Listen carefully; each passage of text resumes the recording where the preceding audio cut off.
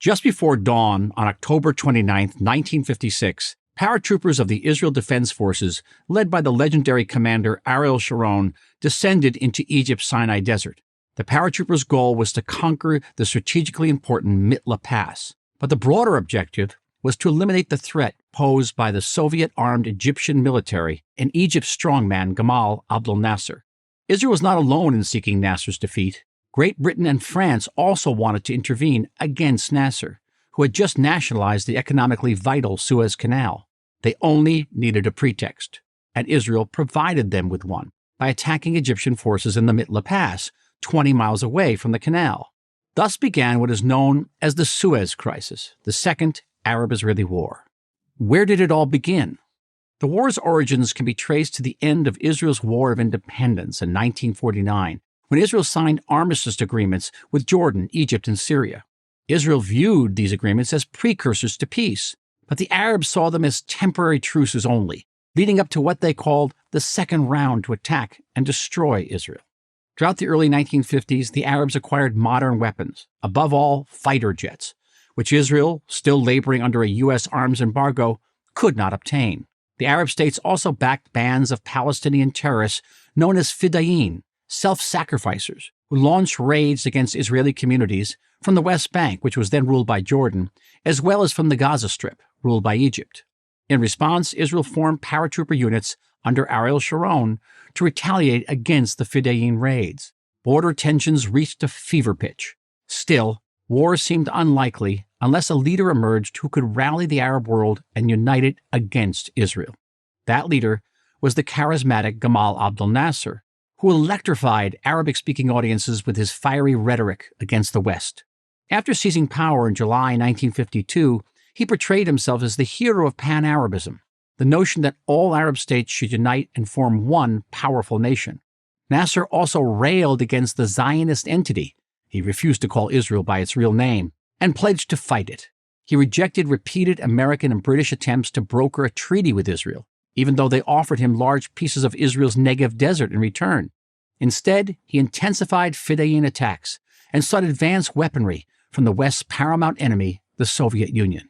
In September 1955, he succeeded, signing a massive arms deal with the Soviets that included not only hundreds of tanks and armored vehicles, but also modern fighter jets and bombers. Suddenly outgunned by Egypt, surrounded by threats on all sides, Israel's very existence hung in the balance. So believed Prime Minister David Ben-Gurion and IDF Chief of Staff Moshe Dayan.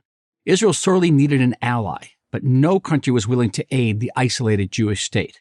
That is, until 1955, when Nasser started backing Algeria's struggle for independence from France, giving France and Israel a common enemy. Secretly at first, France started providing Israel with arms. A great many arrived, but for Ben-Gurion and Dayan, not fast enough. In another year at most, they estimated, Egypt would be ready to strike. The opportunity to preempt that attack came in July 1956, when Nasser nationalized the Suez Canal.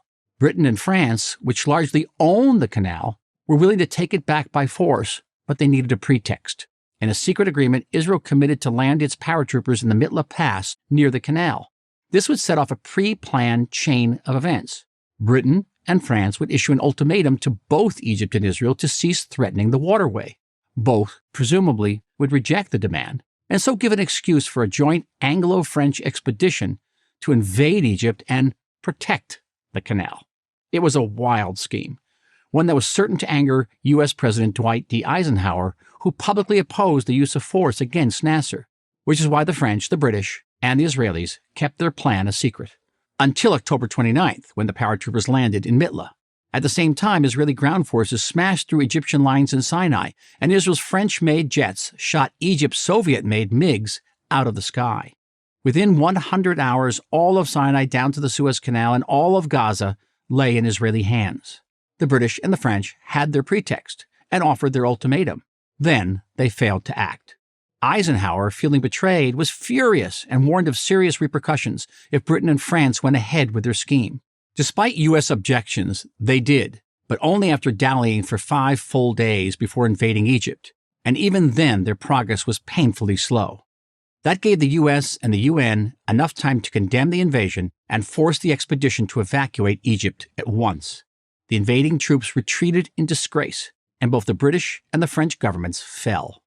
Israel, too, was pressured by the U.S. to withdraw its troops, and a first-of-its-kind United Nations peacekeeping force was deployed in Sinai and Gaza. But Israel had eliminated the immediate Egyptian threat and earned itself a decade of relative quiet. Ben-Gurion and Dayan were national heroes, and Israel could focus on absorbing more immigrants, building its economy, and fortifying the Israel Defense Forces to meet the far greater challenge that would come in 1967. I'm Michael Oren, author of 6 Days of War for Prager University. Thank you for watching this video. To keep PragerU videos free, please consider making a tax-deductible donation.